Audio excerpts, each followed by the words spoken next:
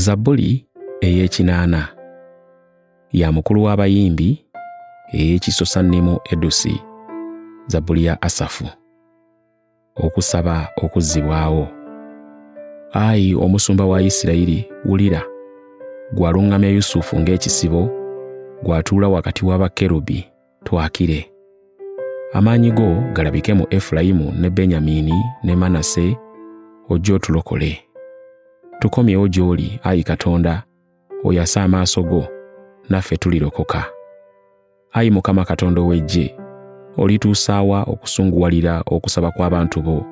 Wabaliisa emmere ey'amaziga, era wabawa amaziga amangi okunywa.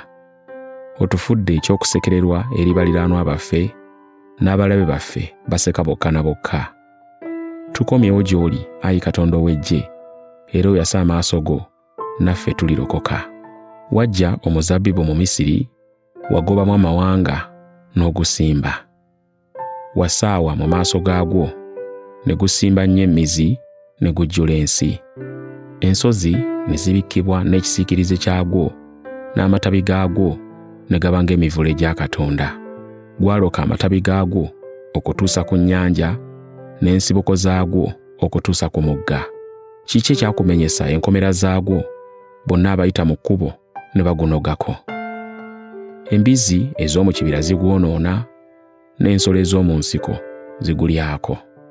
Tukyukire nate tukwegayiridde, Ayi Katonda ow'eggye, otunuulire wansi ng'oyima mu ggulu, olabe, oggyire omuzabbibu gwo, n'ekikolo omukono gwo ogwa ddyo kye gwasimba, n'ettabi lye weekolera okuba ery'amaanyi.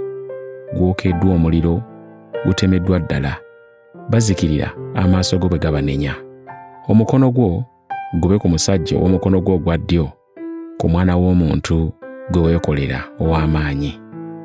Naffe tuleme okudda emabega okukuvaako, otuzuukize ggwe, naffe tunaakaabiranga erinnya lyo. Tukomyewo gy'oli, Ayi Mukama Katonda ow'eggye, oyase amaaso go, naffe tulirokoka.